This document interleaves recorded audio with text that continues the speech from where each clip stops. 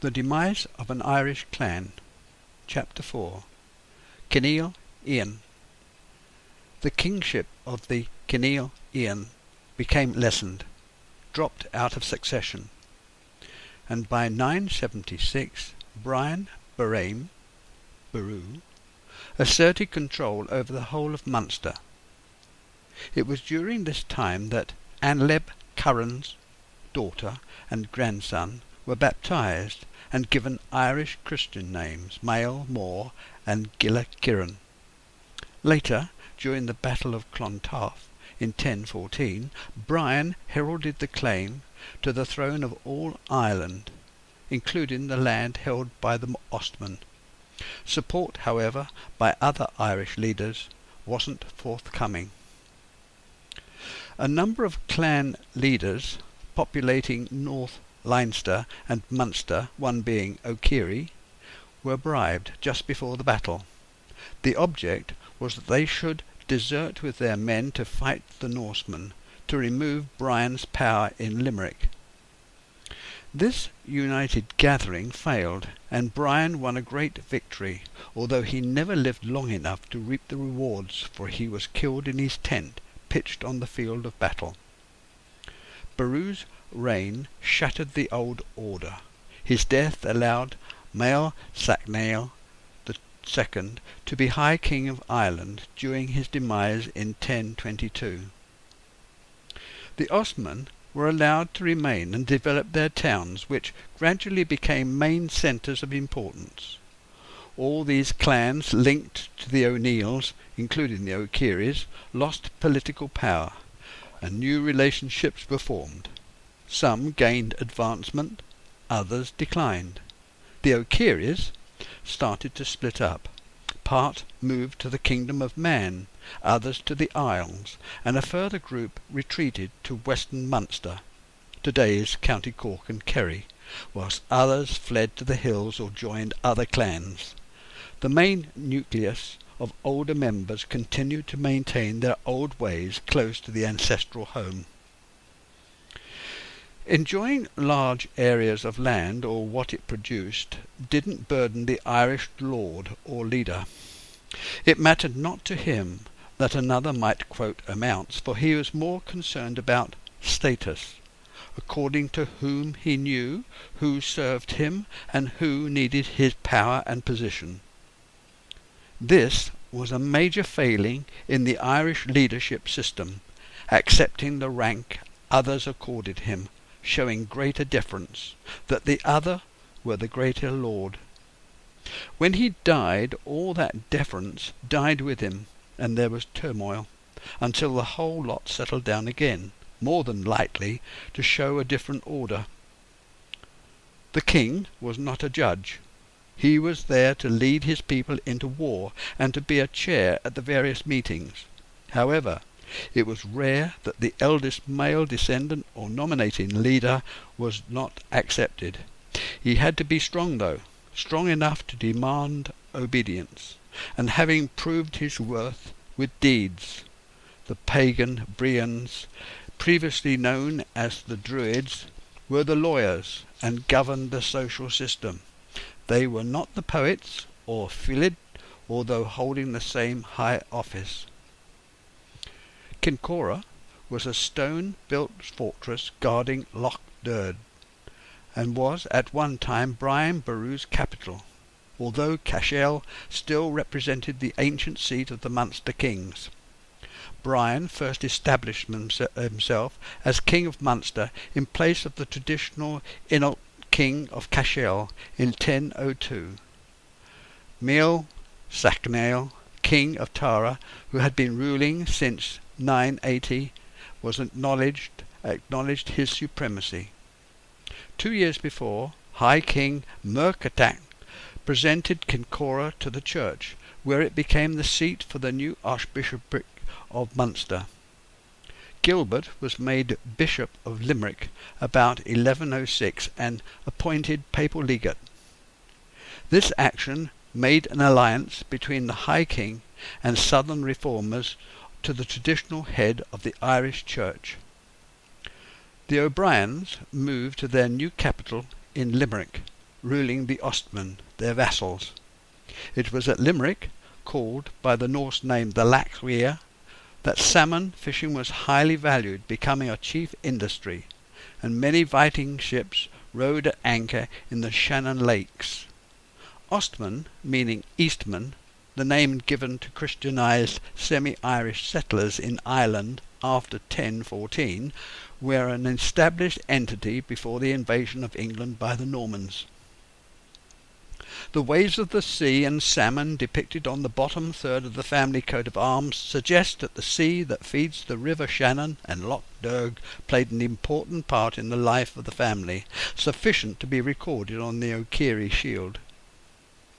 Murchertach divided Ireland up into 24 sees in 1111, and this action replaced the old monastic order. 8 years later, Turlough sought high kingship after Murchertach's death. The O'Briens and the kingdom of Cashel never assumed great power again.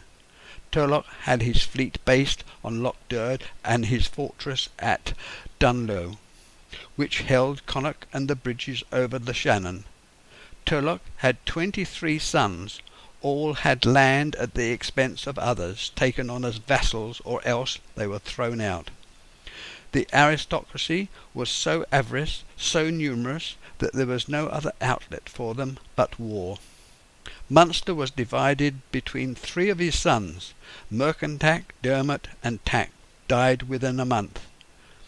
Tribe extension by war, expulsion or ill health frequently was the case, and about 30 years later, with the advent of the Cistercians, came order that was restored. Turlough More O'Connor, 1119 to 1156, was High King. He was the son of Rory O'Connor, King of Connacht, in 1106. Ireland contained 100 kinglets, arranged into 5 bigger groupings, roughly in today's provinces. The High King also ruled one of the provinces himself, held the power base of these other provinces too. In Ireland there were 3 grades of king. At the bottom was the king of the smallest kingdom, called a Torth. Next in order, an over-king, Rory, and finally king of over-kings, Roric. By the middle of the 12th century, these titles changed to one of lordship. Lower down the social scale came noblemen, who were linked to the lord, normally by a feudal bond, owed an allegiance to. At the bottom of the scale came the commoners, some freemen, others not. Where a clan inhabited a border between counties or shared land with the diocese, which is the case of the O'Ciardhas, Killaloe, the likelihood of that clan remaining strong is slight. Wars and disputes undermined ancient rights, especially when the warrior chiefs were away fighting. Weaknesses were soon exposed. Bridge links Killaloe with Ballina. Into North County Tipperary, along the Lena Road, stands the round tower of Derry Castle in Loch Derg, depending on the tide. In the loch, Friars Island, which contains the ancient church of St. Lou, the first bishop of the See of Killaloe. Already we have seen that the O'Ciardha chiefs were vassals, under the protection of another, and in this case it was the O'Neills. They in turn had vassals, and so on. In one or another lost power there was a readjustment.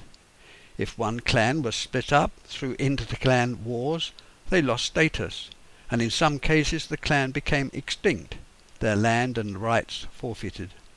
For clans to survive, their chiefs had to demonstrate their strength, which was usually done in battle. It was necessary to have allegiances to ensure security.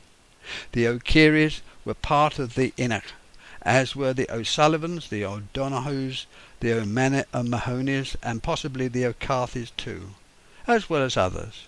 It's impossible to say which were the more senior or who favoured most. The Irish clan system worked through the rent of land.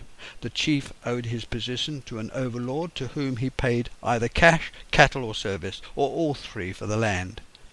He was expected to supply men to fight the Lord's battles and to give support and succour, safe haven in times of defeat, or to contribute towards payback.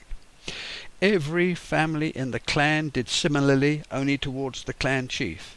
In its simplest form it worked well, but when more complicated broke down, especially when there was nothing to repay or barter for the sum owing. This hierarchical groupings of families with a corporate entity gave a political and legal involvement recognized by those around them. A single person or group could represent the clan as long as they had political influence or property, and over a period the clan rulers multiplied by birth and marriage. By so doing displaced those lower down the social scale, and even though you were of the leader's family, this didn't guarantee you anything. The clan system revolved around a common people, based within an identifiable area of land, say a valley.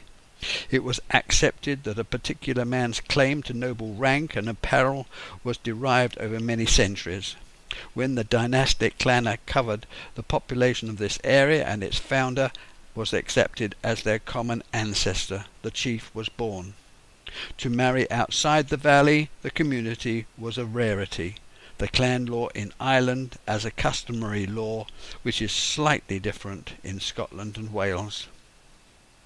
The obviously more powerful Normans who Sechnaill showed devotion to, particularly towards Henry I, dominated the ruling bodies of Ireland. It was in 1163 that Giolla Ciaran O'Ciardha died at the Abbey of Fore a year before the abbot. 6 years before Strongbow married after the subjugation of the native Irish by the Normans in 1169.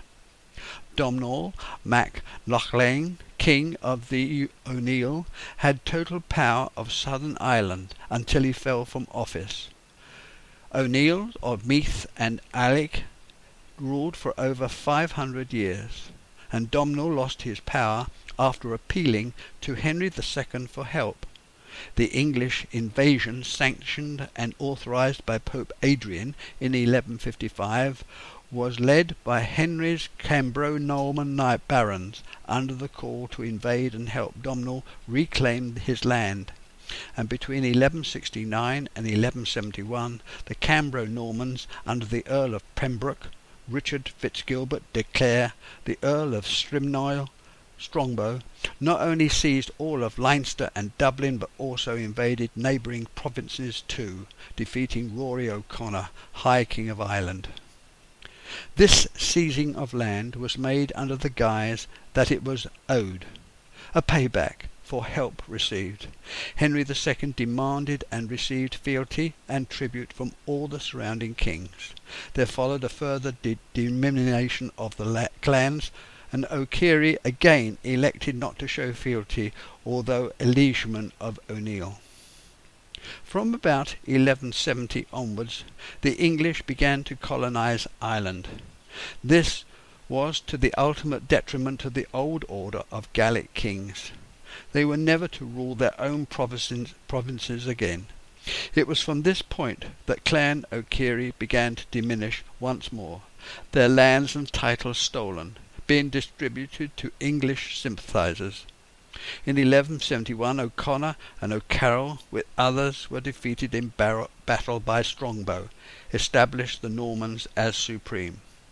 In 1175 Kerry, Limerick, Clare and Tipperary, the kingdom of Limerick, land of the O'Briens, was signed away by Henry II and given to Philip de Braose. Munster became more French than any other place outside France.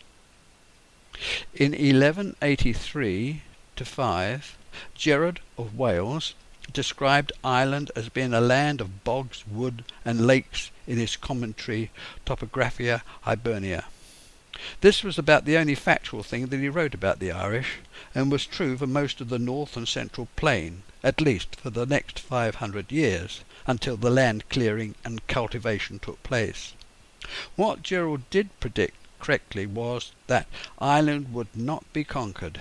He noticed that the natives' fighting skills improved with time, put up a greater organised resistance as new fighting skills were learned and the old strongholds strengthened. This could certainly be attributed to the older order. In 1189, Conor O'Connor, son of Rory, the last native king of Ireland, was turned out of Connacht and slain.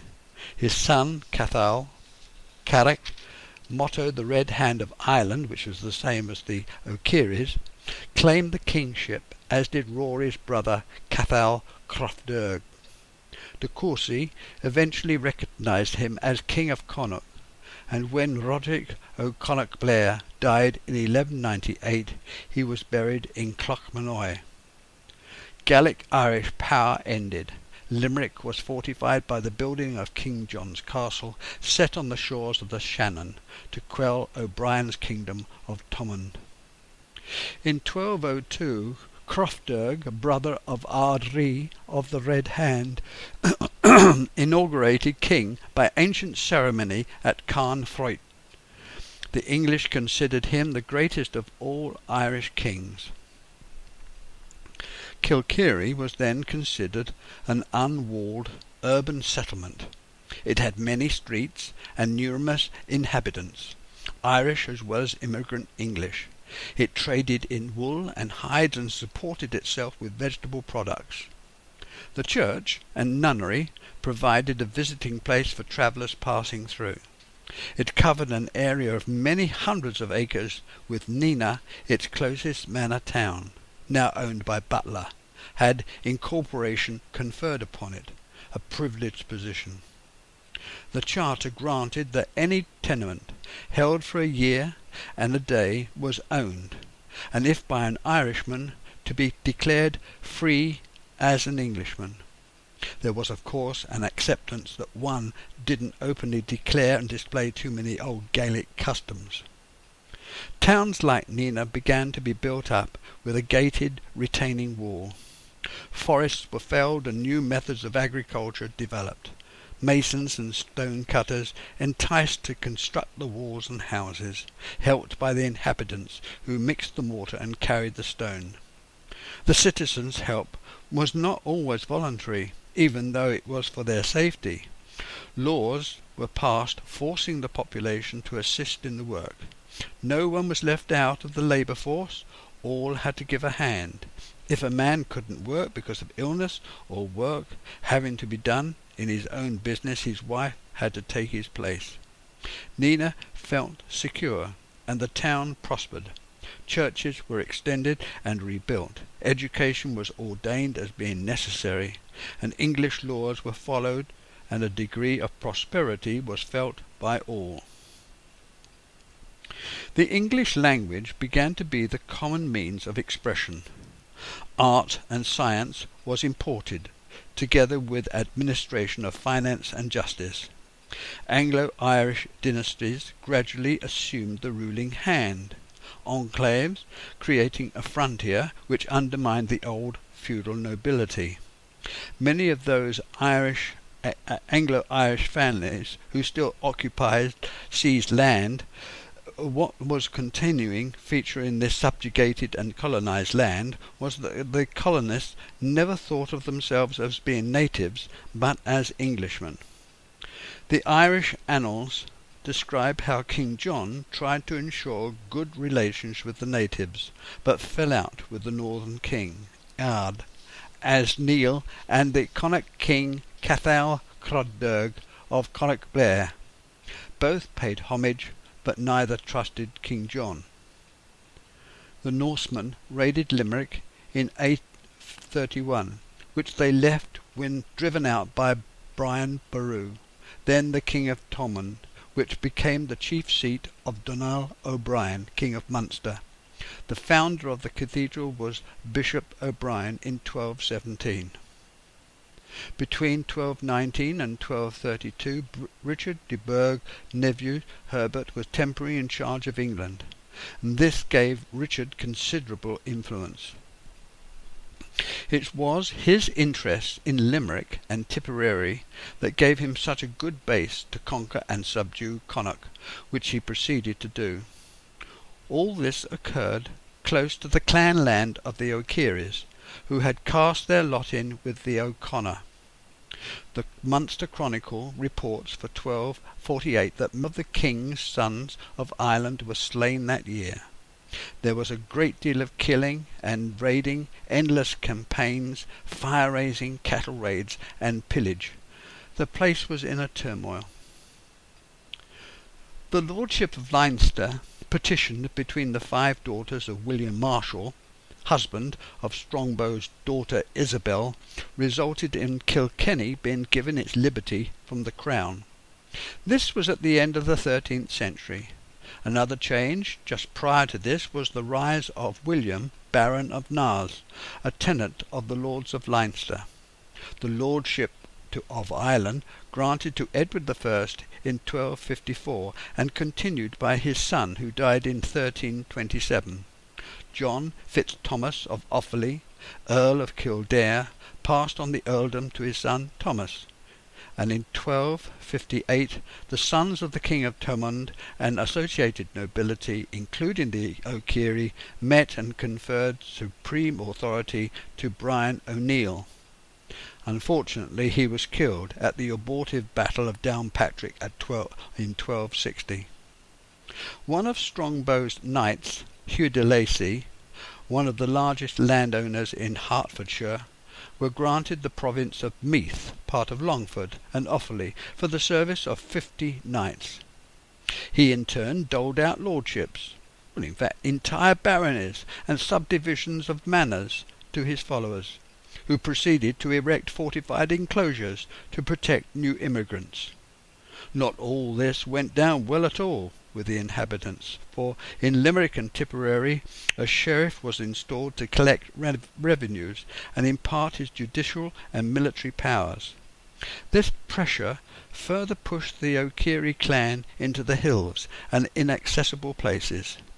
The result of the subdivision of land and the installation of overseers created an outpost for the barons to protect Leinster and Dublin from incursion, and provided a jumping-off place to subdue other regions of southern and western Ireland.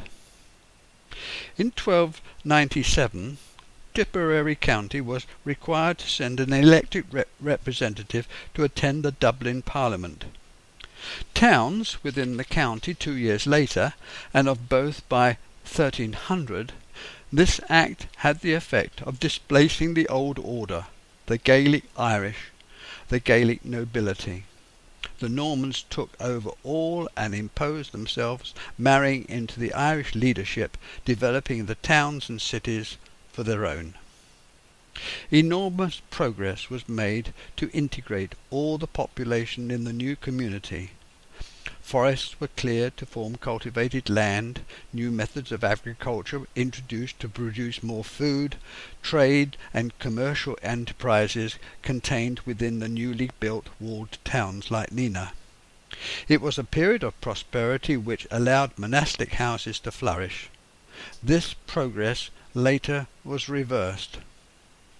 Carbery, in Kildare, is a place with pre-Christian remains close to the ruined church of Temple Dowth, built on Carrick Hill, next to Carrick Castle, a castellated manor house built in the 1300s.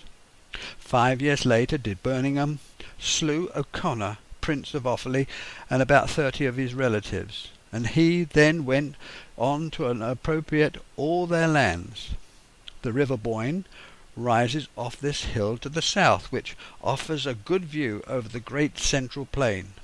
Within sight the ruins of at least 4 castles, all built by the Birminghams.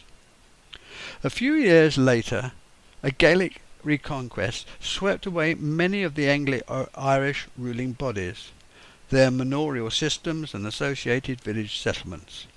The old forms of address, writing and reference returned to, and life reverted to before English rule. This was the pattern where the old order tried to reassert itself. It didn't last. It was crushed. These times were the start of the Gallowglasses, who were the bondsmen, mercenaries of the future. They came originally from northwest Scotland, and afterwards they were used by the Irish, acknowledging their usefulness. Their recruitment of any number could be from a single clan or a number of clans, especially disposed clan leaders without land, home or roots. The lord had to be able to keep them and their families, provide food for them and a dwelling. This was a very expensive undertaking, so few were taken on. Using huge axes like the Normans and protected by chainmail, they acted very much like samurai who, experienced in war, gave protection and allegiance unto death. They joined forces with the O'Connor, who sought help from King Haakon of Norway to oust the Normans from Ireland and become king. The plea came to nothing, for King Haakon died before a landing was made. Another attempt, made by invading Edward Bruce of Scotland in 1316, but this too failed after causing total mayhem for 3 years, after being killed in the Battle of Frohart. The Great Plague struck the country in the winter of 1348. It was the Black Death, which had already laid waste the population of Europe. Friar Clain describes the result as depopulating Kilkenny to the extent that there is hardly a house where is only one dead. It believed the end of the world had arrived. Whether this was believed or not, nothing was the same afterwards. Any disputed land or a family death which made inheritance impossible, the land went back into the holdings of the lord of the manor. In 1354, Ormond granted land to O'Meara near to Mavara, and 4 years later another parcel of land was granted to the O'Kennedys, only this time the land was in the manor of Nina. Altogether, it appears these two were granted all of Lower and part of Upper Ormond. The O'Carrolls, MacMurrough of Earl, chiefs of Ely, other prominent families too connected to the O'Keery clan. These two clan families, the O'Carrolls and the O'Kennedys, occupied land which bordered and overlapped on ancient O'Keery territory. In legal parlance, when a clan is without land, their legal claim to clanship is revoked. The Statutes of Kilkenny, passed by the Irish Parliament in 1366, prohibited colonists from intermarrying with the native Irish or learning their language. This change unsettled the population and created in its wake absentee property owners who didn't want to return to a land of unrest. By 1364 there were considerable financial problems caused by these absconders. 30 years later, King Richard II created the first of a succession of Irish kings of arms. He wanted to control all those areas that the native Irish had reasserted their office in, their way of life. Heralds were needed to marshal the arms of the various knights, give military advice and regularize the battles. And this was the start of a continual battle. The Gaelic Irish, the Anglo-Irish and the Normans began to unite to form a united front against England. The Irish question began to reassert itself. In the towns and villages of Ormond, which included Kilkerry, the Anglo-Normans had to negotiate and deal with local cultivators or freemen and the serfs called beators. This was similar to the English manorial system, only not so efficient, for the people too were bought and sold with the land. Everything, their labour, animals and produced, was taxed, and eventually they tried to oust them, to take over their property, for they didn't understand them nor want to integrate with them. They had tried to emancipate them, but they couldn't pay the fee. However, they still wanted their labour, which they needed, and this created a lot of bad feeling and resentment. Niall Mór O'Neill, king of the Tir Igain, was optimistic that he could be made the English Crown's representative over all of Ireland to bring about stability. It was not to be, however, for after a considerable number of expeditions, battles and disputes, Niall died in 1439. By 1430 the original Irish lords only occupied the less fertile parts of the country. Those that did were no match for the Anglo-Irish, who operated intensive farming methods. They were doomed if they would continue to try and maintain the old ways of living. They were not slow in adopting a more conciliatory tone, so they gradually assumed alliances both by marriage and sharing common goals. They began to drop the right to govern like royalty. The White Earl of Ormond, related to both MacMurdo of Leinster and O'Neill of Ulster, held Tipperary and the majority of Kilkenny. Ireland was a land divided between the Anglo-English lords as Butler, Earls of Ormond, and the Gaelic highly divided world of ancient custom, language and local chief. The effect this had on the English crown was great, for it occupied the attention of Richard II to the extent that Henry of Lancaster landed in England and seized the throne. Richard's sally into Ireland in 1399 failed to unite the land under one king. There wasn't another landing in Ireland by an English king during the whole of the Middle Ages. The War of the Roses took all the energy and finances, making England weak. And in the mid-1400s, the county of Meath, which is in central Ireland, split into two, the English and the Irish parts.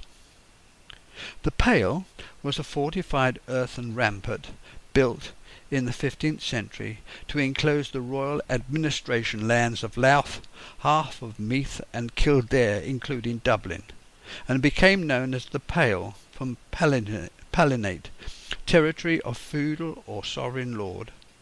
Thomas Fitzmaurice, 1456 to 1478, was one of the three surviving Anglo-Irish magnates. Previously, the Earl of Kildare had been the most powerful.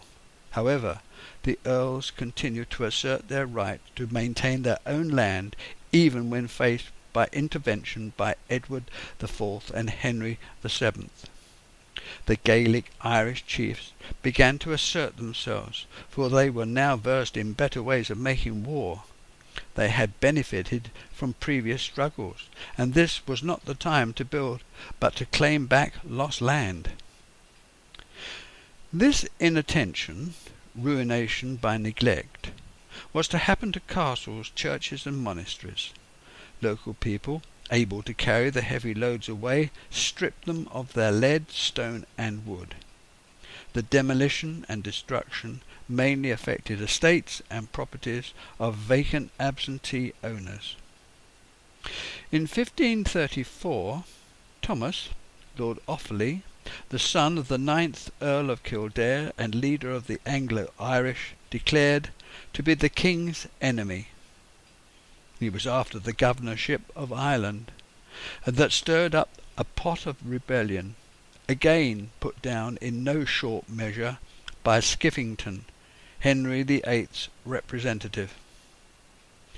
The Irish lords and military leaders still relied upon the long, two-handled sword as their chief weapon of war for close fighting, and to discourage enemy horses, 10-foot spears were anchored into the ground. The lances resorted to short swords for infighting, whilst arrows kept their riders at bay. Chain mail, helmets and heavy coats protected their bodies, although still wearing sandals without stockings. How different this all was to the mass of peasants who made up the army. Many were barefooted. None wore a headdress. Axes, swords and clubs were plain and unfinished. Their strength came from the knowledge of the country which they could exist on, and the hardships they could bear. It's important to understand that it was not always the case that an elder son, or any son at all in fact, inherited the chief's position.